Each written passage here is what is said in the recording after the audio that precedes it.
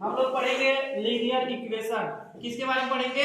Linear equation. Linear equation. Linear equation को हम बोलते हैं रैखिक समीकरण। रैखिक समीकरण,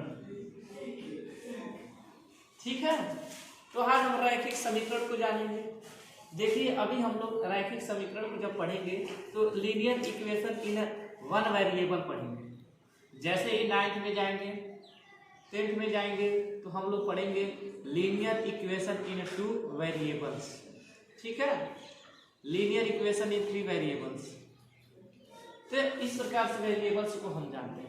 वेरिएबल्स क्या होते हैं? हम जानते हैं कि ए से लेकर जेड तक जो हमारे लेटर्स होते हैं वही हमारे वेरिएबल्स होते हैं। यानी कि A B C D E F G H I J K X Y Z, these are variables. ये हमारे क्या है? वेरिएबल्स। जब हमारा वेरिएबल्स अकेला हो, यानी कि अकेला कहीं घूम रहा हो, भटक रहा हो, तो उसे हम कहते हैं linear equation in one variables. उसे हम कहते हैं वन वेरिएबल्स।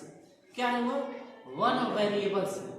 जब कहीं अकेला x है हम कहेंगे वन वेरिएबल्स है। जब कहेंगे x प्लस y है हम कहेंगे सर x भी है y भी, यानी कि हमारे पास 2 वेरिएबल्स है, ठीक है। तो हम आगे चीजों को सिस्टम से पढ़ेंगे। फर्स्ट ऑफ ऑल हम इसकी इंट्रोडक्शन को जानेंगे कि इसका इंट्रोडक्शन क्या है, ठीक है। देखिए इंट्रोडक्शन में देखा जाए तो यह जो हमारा इक्वल का सिंबल होता है, equal symbol is used for statement called statement of equity. यह जो हमारा इक्वल का जो सिंबल होता है हमेशा किसको दिखाता है? इक्विटी को दिखाता है। यानी कि लेफ्ट हैंड साइड ये इक्वल किसके होगा? आर एच एस के बराबर, राइट हैंड साइड के बराबर। Earlier time this symbol is showing statement of equal। यह हमेशा क्या दिखाता है? इक्विटी को दिखाता है। किसको दिखाता है? इक्विटी को दिखाता है। यानी कि यह हमारा जो सिंबल होता है बराबर दिखाता है, यानी कि लेफ्ट हैंड साइड पे जो हमारा वैल्यू होगा राइट हैंड साइड वैल्यू के बराबर होगा।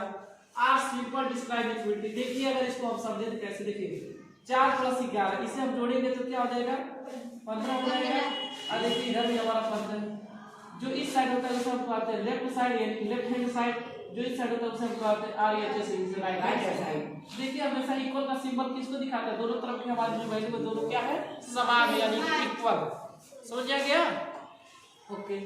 यहां पे देखिए हेल्स कर रहा है हियर कर रहा है none of the above statement involve a variable.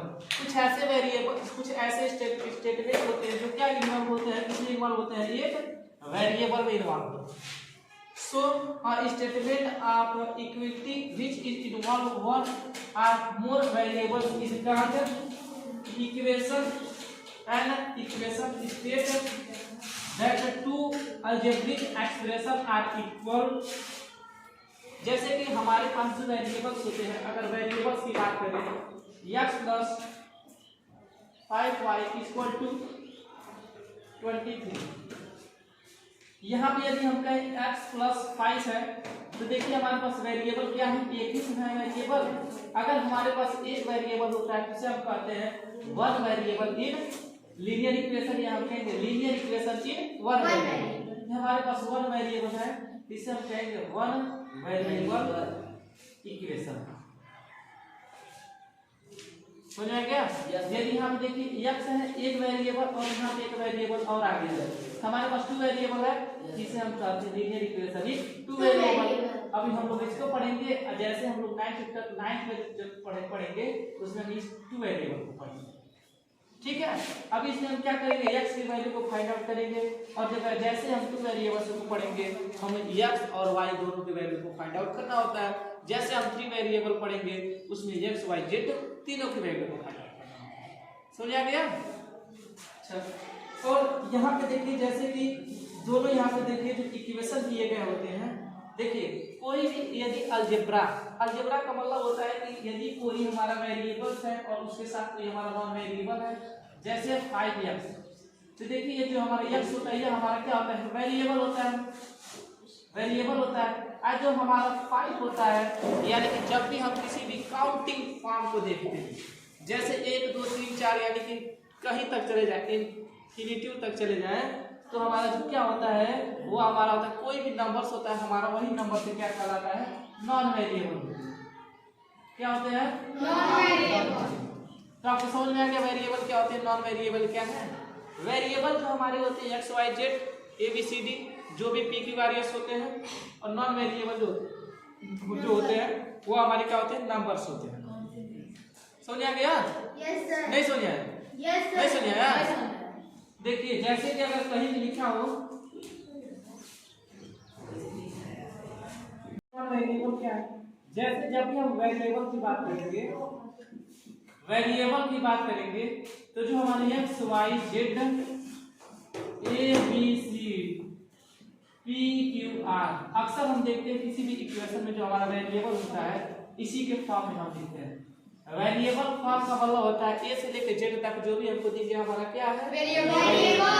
Variable को हम हिंदी में कहते हैं चर। क्या कहते हैं, चर। आप लोग पढ़ते हैं चर राशियां अचर राशियां। Yes sir. चर राशियां ऐसे राशियां जैसे X Y Z A B C D P Q R, यानी कि ए से लेकर जेड के बीच में जो भी चीज है वो क्या हमारी चर राशि, उसे इंग्लिश में कहते हैं वेरिएबल। Yes sir. ठीक है, कुछ ऐसे होते हैं जैसे हम नॉन वेरिएबल की बात करें, नॉन वेरिएबल, तो नॉन वेरिएबल क्या होते हैं, अचर हो जाते हैं, जैसे 1 2 3 4 5 6 7 कुछ भी रहे डाटा।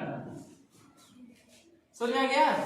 यानी कि जो भी वेरिएबल टर्म होते हैं हमारे वह ए से लेकर जेड के फॉर्म में होते हैं, और जो नॉन वेरिएबल होते हैं हमारे एक से लेकर अनंत तक के, यानी कि कोई भी काउंटिंग डिजिट या नंबर। ठीक है, अचर चर एक्स वाई जेड। समझ आ गया? Yes sir. Variable non variable, अगर हम लिख दे, अगर वेरिएबल और नॉन वेरिएबल किसी अलजेब्रा के फॉर्म में लिखा, ठीक है, जब वेरिएबल टर्म को नॉन वेरिएबल टर्म को आपस में जब मल्टीप्लाई करते हैं तो वह एक अलजेब्रा एक्सप्रेशन बन जाता है। जैसे हम कहें सर हमारे पास 4 है और इस 4 में हम x का जो गुणा कर दें और इसमें +5 जोड़ दें तो कहेंगे सर 4x + 5 हो जाएगा। और जब इस कंडीशन में आ जाता है तो हमारे क्या बन जाता है, इक्वेशन बन जाता है। क्या बन जाता है, ये इक्वेशन, यानी कि एक समीकरण बन जाता है। और यह जब एक समीकरण बन जाता है, इसमें देखिए सर अगर इसकी बात करें समीकरण में, तो एक हमारा नॉन वेरिएबल टर्म होता है, नॉन वेरिएबल टर्म है कि नहीं है यहाँ, yes, अब वेरिएबल टर्म में क्या है, यक्स। अभी हम आपको बताएं कि जो वेरिएबल होते हैं ए से लेकर जेड के बीच वाले जितने भी होते हैं वही हमारे वेरिएबल होते हैं, या ए से लेकर जेड तक हमारा वेरिएबल होता है। और जो नॉन वेरिएबल होते हैं वह एक से लेकर कहीं तक कोई भी हमारा जो काउंटिंग डिजिट या नंबर्स होते हैं वही हमारे क्या होते हैं, नॉन वेरिएबल टर्म। समझ आ गया? किसी को कोई दिक्कत? No sir. इक्वेशन हमारा कैसे बनता है, समझ आ गया? Yes sir. अब हम इसके कुछ जो है एग्जांपल्स हैं जो जिन्हें हम समझेंगे। ठीक है, जैसे देखिए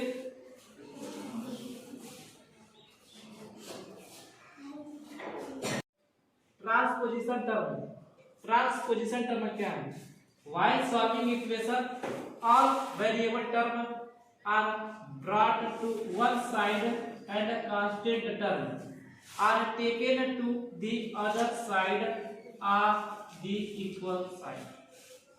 इसमें से कुछ बच्चे ऐसे हैं जो वेरिएबल टर्म को जान चुके हैं, वेरिएबल टर्म क्या होते हैं, लेकिन कुछ ऐसे बच्चे होते हैं, कुछ ऐसे भी हैं जो कांस्टेंट टर्म को नहीं जानते। तो कांस्टेंट टर्म को जानिए। सबसे पहले फर्स्ट ऑफ ऑल हम जानते हैं कि वेरिएबल टर्म के साथ साथ एक कांस्टेंट टर्म क्या होता है। अभी हम कहें देखिए, जब भी 4x + 5, यहाँ पे देखिए यह हमारा नॉन वेरिएबल टर्म है, नॉन वेरिएबल है, और यहाँ पे हमारा है वेरिएबल है।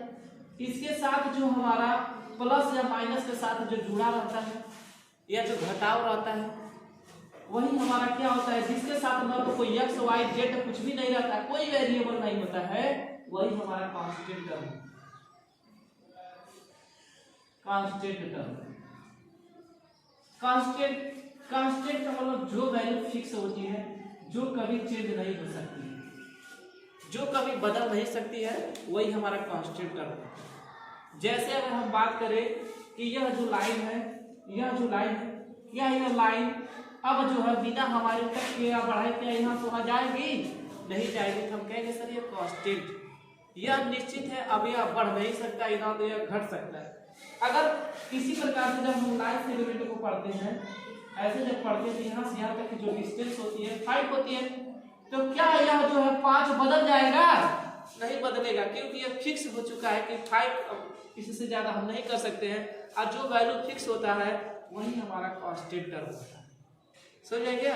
यानी कि कांस्टेंट टर्म ऐसे टर्म होते हैं जिनके साथ हमारा कोई भी वेरिएबल नहीं जुड़ा होता। जब हमारा कोई वेरिएबल आ जाता है तो वह जो होता है कांस्टेंट टर्म नहीं रह जाता है, वह वेरिएबल टर्म हो जाता है।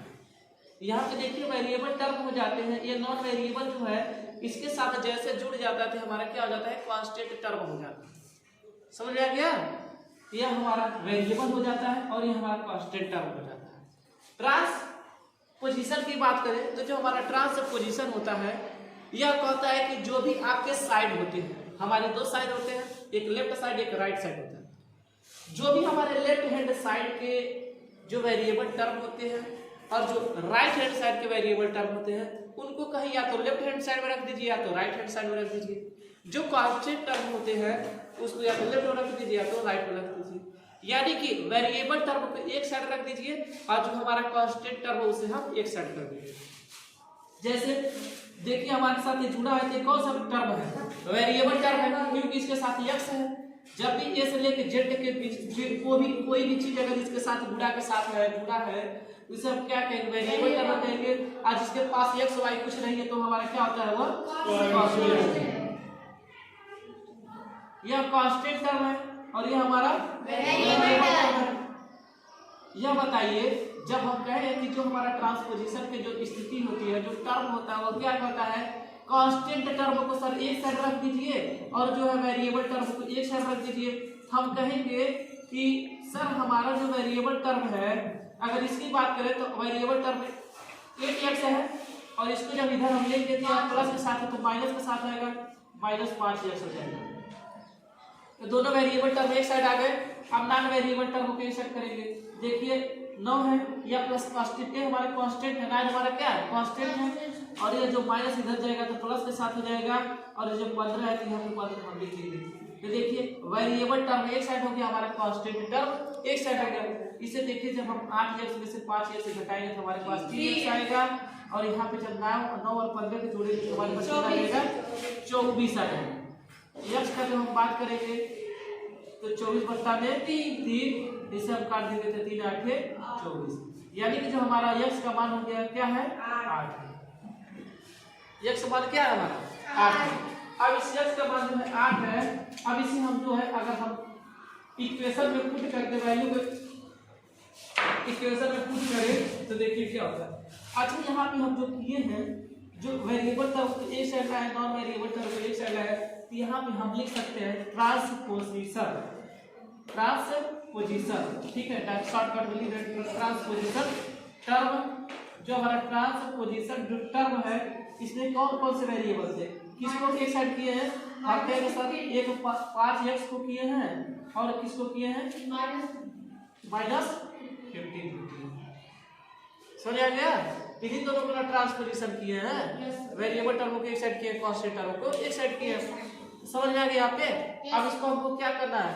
अगर इस चीज को हमको देखना है कि क्या हमारा यह इक्वेशन इस 8 की वैल्यू इसमें रखने पर हमारा इक्वेशन दोनों इक्वल हो जाते हैं, इक्वल हो जाएंगे तो हमारा आंसर सही है। ठीक है, इस चीज को हम प्रूव कैसे करें? अब इसको हम सब्स्टिट्यूट करेंगे। अब सब्स्टिट्यूशन जब हम करेंगे तो क्या करेंगे? जो यस का जो वैल्यू होगा हम दोनों साइड रखेंगे। हम कहेंगे सर 8x - 15 बराबर में आ जाएगा 5x + में। यहाँ पे x की वैल्यू क्या है? कहेंगे 8 आया है, इस 8 की वैल्यू हम x की वैल्यू रखेंगे 15, 5 × 8 + 9, दोनों साइड इक्वल होना चाहिए तभी हमारा वैल्यू सही है। 8 × 8 64 - 15 इक्वल हो जाएगा 8 × 5 40 + 9। यहाँ आप देखिए इसको जब 14 में से 5 घटाएंगे तो 9, यानी कि हमारा कितना है? 49 आ जाएगा। और यहाँ हमारा 49, दोनों हमारा देखिए लेफ्ट हैंड साइड और राइट हैंड साइड दोनों इक्वल है ना? इसी तो यही हमको प्रूव करना रहता है, जब भी लेफ्ट हैंड साइड और राइट हैंड साइड इक्वल होते हैं तो वही हमारा क्या होता है, x की वैल्यू हमारा सही हो जाता है। तो हम कहेंगे ये हमारा क्या है, आंसर। समझ आ गया? देखिए अभी हम लीनियर इक्वेशन वन वेरिएबल जब पढ़ रहे हैं, जब ऐसे जब टू वेरिएबल पढ़ेंगे तो आप कहेंगे सर टू वेरिएबल आप कहें हैं कि जब यहाँ पे 2x है प्लस इसी के साथ कोई कांस्टेंट टर्म जुड़ा रहता है, जैसे हम टू वेरिएबल पढ़ेंगे यहाँ पर 2x के साथ एक और वेरिएबल आ जाएगा, y आ जाएगा, तब कहेंगे 3y हो सकता है बराबर में 1 है। ठीक है, तो इस प्रकार से जब इक्वेशन पढ़ेंगे तो हमारा कौन सा इक्वेशन होगा, linear equation in two variable होगा। समझ आ गया? जो कि आप 9th में पढ़ेंगे और 10th में पढ़ेंगे, कोई दिक्कत? No sir. अब ऐसे ही एक और क्वेश्चन से उसे हम सॉल्व करेंगे। चलिए पहले हम उसे नोट डाउन कर लेते हैं।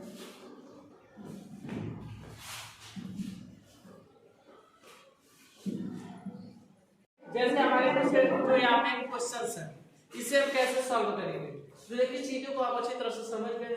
जब इक्वल में रहेगा तो हम क्या करेंगे, सबसे पहले तो हम क्या करेंगे, इसका जो है आपस में क्या करते हैं, गुणा कर देते हैं। यहाँ से हमारा 2x + 5 है बट्टा में 3 है, इसको करेंगे तो 3x - 10 बट्टा में कुछ नहीं रह सकता, 1 मान लेते हैं। अब इसका जब हम क्या करते हैं, ट्रांसफर से क्या करते हैं, मल्टीप्लाई कर देते हैं। इसका जब गुणा करेंगे तो यहाँ पे 2x + 5 हो जाएगा, कोई दिक्कत? क्योंकि एक में किसी भी संख्या का जब आप गुणा करेंगे तो उसमें कोई प्रभाव नहीं पड़ता, वही हो जाता है। इसका जब हम मल्टीप्लाई करेंगे तो देखिए 3 में 3 से करेंगे 3 3 के 9 x में x हो जाएगा, माइनस है तो माइनस 3 दहा में 30।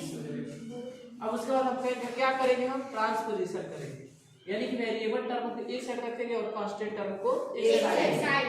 देखिए यहाँ पे 9x है, जो हमारा जो छोटा रहता है उसी को हम क्या करते हैं, ट्रांसपोजिशन करते हैं। तो करिए यहाँ पे 9x है तो यहीं पे रहने दीजिए। अब 9x जो है 9x यह जो इधर जाएगा तो माइनस क्या हो जाएगा, 2x बराबर। यहाँ पे देखिए 5 है प्लस यह माइनस इधर आएगा प्लस के साथ 30 हो जाएगा, कोई दिक्कत? इन दोनों को आपस में जब जोड़ेंगे तो 35 हो जाएगा, इक्वल हो जाएगा। 9x में से 2x घटाएंगे तो आपका आ जाएगा 7x, और जो हमारी x की वैल्यू हो जाएगी 35 बटा में 7 और 7 25 x की वैल्यू क्या रहेगी 5। अब इसको चाहेंगे तो अब यहाँ क्या मान करेंगे, पुट करके आप इसे चेक भी कर सकते हैं। अब चेक करेंगे तो ये हमारा आंसर यानी कि राइट है, कोई दिक्कत? No sir. अब नेक्स्ट इसको देखिए, मल्टीप्लाई आप करिए 11 सत्ते 77 y प्लस 11 दूनी 22 इक्वल में 6 बच्चे में 30 y माइनस 5 बच्चे 25। ठीक है, अब देखिए वेरिएबल टर्म को एक साइड रखें, कांस्टेंट टर्म को एक साइड। यहाँ पे 77 y इधर आएगा तो -30 y, यहाँ हमारा क्या -25 है, इस बार में इधर में जाएंगे तो -22 में आ जाएगा, कोई दिक्कत? इसे जब आप करेंगे तो 47 y, इसे करेंगे तो -47। ठीक है, यस सर। 5 2 7 2 2 4 तो माइनस माइनस प्लस हो जाता है, माइनस सिंपल आ जाता है। यहाँ पे जब y हम वैल्यू देखेंगे तो -47/47, इसे जब हम काटेंगे तो -1, यानी कि y का मान आ जाएगा -1। अब क्या यह सही है, तो अब इसे हम क्या करेंगे, इसी में इक्वेशन में रखेंगे तो 7 × -1 प्लस 2/5 इक्वल में 7 × -1 माइनस 5 बटा में 11 करेंगे तो -7 प्लस 2 बटा में 5 इक्वल में -6 माइनस 5 बटा में 11। इसे अब जब देखिए घटेगा ना, -7 में से 2 जाएगा तो कितना आ जाएगा, -5 बटा में 5। यहाँ पे करेंगे तो माइनस माइनस प्लस हो जाएगा 6 5 11 -11 बटे 11। देखिए काटेंगे यहाँ पे माइनस से जाएगा, इक्वल में काटेंगे तो माइनस से जाएगा, यानी कि जो हमारा लेफ्ट हैंड साइड होगा वह राइट हैंड साइड के इक्वल होगा, यानी कि लेफ्ट साइड हमारा y हमारा जो वैल्यू आएगा -1, यानी कि आंसर सही है। समझ आ गया? Yes sir. किसी को कोई दिक्कत? No sir. ठीक है, अब जो है हम सॉल्विंग वर्ड प्रॉब्लम्स को देखेंगे। कुछ ऐसे प्रॉब्लम्स होते हैं जो इस इक्वेशन को फॉर्म में नहीं दिए होते हैं, उसे हम इक्वेशन को फॉर्म में उसे कैसे हम समझें, ठीक है, कैसे उसे लगाएंगे। इससे पहले उठा लीजिए, उसके बाद बता रहे हैं। सॉल्विंग वर्ड प्रॉब्लम्स, ये क्या है? सॉल्विंग वर्ड प्रॉब्लम्स ऐसे प्रॉब्लम्स है, क्वेश्चंस दिए होते हैं, इक्वेशन कैसे बनाए जाते हैं और उसमें से हमको क्या फाइंड आउट करना होता है, चीज़ों को सिस्टम से कैसे हम लिखना होता है, वही हमारे क्या होते हैं सॉल्विंग वर्ड प्रॉब्लम्स। यानी कि जो भी हमारे उसमें प्रॉब्लम्स दिए गए होते हैं उसको हम कैसे लिखें, क्या हमको फाइंड आउट करना है, चीज़ों को हम कैसे समझेंगे, कैसे समझाएंगे, उसी को हम जानेंगे। तो इसको जानने के हमारे पास 4 स्टेप्स हैं, जैसे ABCD करके दिया ये भी दिया है। Read the following problems carefully and write down what is the given and what is to be the found. इसमें कह रहा है कि कोई भी प्रॉब्लम्स दिए गए हो तो उसको ये बहुत ही सावधानी पूर्वक केयरफुली आप उसको क्या करिए, पढ़िए। पहले आप उसे केयरफुली पढ़िए, उसके बाद उसमें से देखिए क्या आपको दिया है, क्या आपको फाइंड आउट करना है, क्या आपको उसमें से निकालना है। नेक्स्ट क्या करता है, represent the unknown quantities using a variables and a form and equation. यानी कि जो भी चीज नहीं दिया है इक्वेशन में, जो भी चीजें नहीं दी गई है उसको आप क्या करिए, यूजिंग अ वेरिएबल। आप एक वेरिएबल उसको मान लीजिए, कोई भी वेरिएबल मान लीजिए x y z a b c d। आपको जो भी चीज फाइंड आउट करनी है उसको आप क्या करिए, उसको आप क्या करिए, वेरिएबल मान लीजिए। जो हमारे वर्ड प्रॉब्लम्स होते हैं, किसी भी चीज को फाइंड आउट करने के लिए यदि नहीं गिवन है तो आप क्या करिए, उसे वेरिएबल मान लीजिए, ठीक है। एंड थर्ड स्टेप क्या कहता है कि सॉल्व द इक्वेशन। उसके बाद आप इक्वेशन को क्या करिए, सॉल्व करिए। सॉल्व करने के बाद क्या होता है, the root of the equation is the solving of the word problems. उसके बाद आप क्या करिए, जिस तरह से आप लेफ्ट हैंड साइड और राइट हैंड साइड को बराबर कर रहे हैं, जैसे आपका बराबर हो जाएगा तो आप समझिए हमारा आंसर सही है। समझ आ गया? अब ऐसे देखिए हमारे पास एक क्वेश्चन दिया है, जैसे इन ए क्लास ऑफ 42 स्टूडेंट्स, यानी कि यदि एक क्लास में 42 विद्यार्थी या छात्र हैं, the number of boys is 2/5 of the girls. यानी कि जो बॉयज की संख्या है वह लड़कियों की संख्या के 2/5 है, लड़कियों की संख्या के 2/5 है। तो हमको फाइंड आउट क्या करना है, कितने बॉयज हैं क्लासरूम में और कितने गर्ल्स हैं। इसे देखिए हम कैसे सॉल्व करेंगे।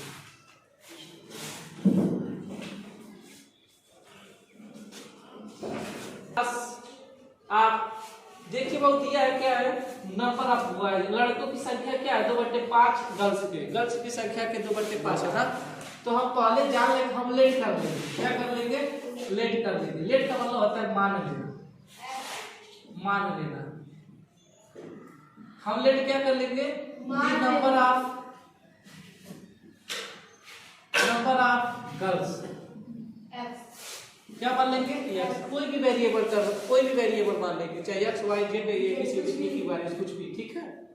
लेकिन हम मान लेंगे, हम लेट कर लेंगे, क्या लेट किया हम, द नंबर्स ऑफ गर्ल्स, यानी कि गर्ल्स की संख्या क्या है, x है। जब गर्ल्स की संख्या x है तो कह रहा है कि जो बॉयज की संख्या है, number of boys, number of boys क्या है, गर्ल्स के 2/5, यानी कि x के 2/5 है, यानी कि x के 2/5, अतः हम कहेंगे 2x/5, ठीक है। हमारे पास गर्ल्स टोटल कितने हो गए x, अब बॉयज कितना हो गया 2x/5। अब का टोटल स्टूडेंट कितने हैं, 42 है। हम कहेंगे सर लड़कियां और लड़कों को जोड़ेंगे तब ना टोटल होंगे। हम कहेंगे सर इसको जोड़ दीजिए x प्लस इसको जोड़ दीजिए 2x/5। आइए दोनों किसके बराबर हो जाएंगे सर, 42, यानी कि 42 के बराबर। इक्वेशन हमारा बन गया। अब हम इसे सॉल्व कर लेंगे, कोई दिक्कत।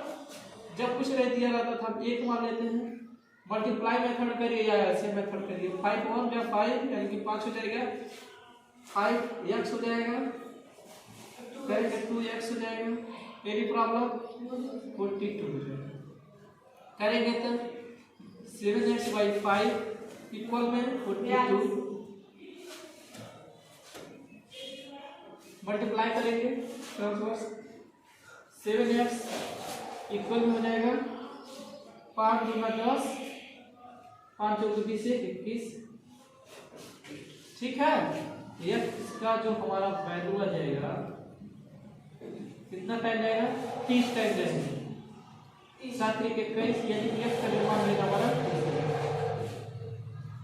यानी कि जो हमारे पास लड़कियां हैं वो कितनी है 30 है। यानी सर लड़कियों की संख्या क्या है 30 है और लड़कों की संख्या क्या है इसी तरह की 2 × 30/5 5 6 30 6 गुना 12। लड़कों की संख्या कितना हमारे पास 12, लड़कियों की संख्या कितना है 3। अब इन दोनों को जोड़ देंगे टोटल कितना हो जाएगा 42 हो गया। कोई दिक्कत नो सर। इस तरह से हम ऐसे क्वेश्चंस को करते हैं। नेक्स्ट क्वेश्चन भी हम करवा रहे हैं पहले से। अमन फादर इज 49 ईयर ओल्ड, यानी कि अमन के जो पिता है 49 वर्ष के हैं। अमन के पापा कितने साल के हैं 49। अमन फादर्स एज अमन के फादर से एज कितना है 49 है 49। हमको फाइंड आउट क्या करना है अमन का एज। हम कहेंगे सर अमन का एज जब फाइंड आउट करना है तो आप बताएंगे कोई भी एज हमको फाइंड आउट करना होगा तो उसे हम वेरिएबल मान लेते हैं। हम कहेंगे सर वेरिएबल एक्स मान लेते हैं। ठीक, अब यही कह रहा है कि जो अमन है वो कितना है क्या है तो कहेंगे 5 years. He is 5 years older than 4 times Aman से। ये जो इसके पापा है यानी कि इसके पापा अमन के जो पापा हैं ये किसके कौन है तो कहेंगे 4 टाइम यानी कि अमन के 4 टाइम यानी कि 4x से 5 बराबर कहेंगे सर 49 हो जाएंगे इक्वल में 4x + 5 जो कांस्टेंट टर्म एक साइड कर दीजिए नॉन कांस्टेंट यानी कि वेरिएबल टर्म एक साइड कर दीजिए। कहेंगे सर 44 आएगा यहाँ पर 4x आएगा इसे क्रॉस करेंगे x के बाद 11 आएगा। ये हमारा क्या हो जाएगा आंसर हो जाएगा। सो गया कोई दिक्कत नोट डाउन कर लीजिए। नेक्स्ट क्वेश्चन जो है denominator of fraction is greater than denominator by 8। यानी कि जो न्यूमरेटर है डिनोमिनेटर सभी लोग चाहते हैं कि जो हमारा न्यूमरेटर होता है वो ऊपर होता है और डिनोमिनेटर कहाँ होता है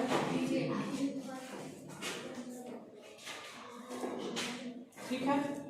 यहाँ पे कहा जा रहा है कि द डिनोमिनेटर ऑफ फ्रैक्शन यानी कि किसी फ्रैक्शन का जो डिनोमिनेटर है is the greater than numerator numerator से अधिक है और न्यूमरेटर से अधिक लेकिन कितना अधिक है 8 अधिक है। हम कहेंगे न्यूमरेटर से 8 अधिक है डिनोमिनेटर यानी कि हम कहेंगे सर जो हमारा न्यूमरेटर होगा वो x होगा और जो डिनोमिनेटर होगा यह बड़ा हो रहा है यानी कि x + 8 होगा 8।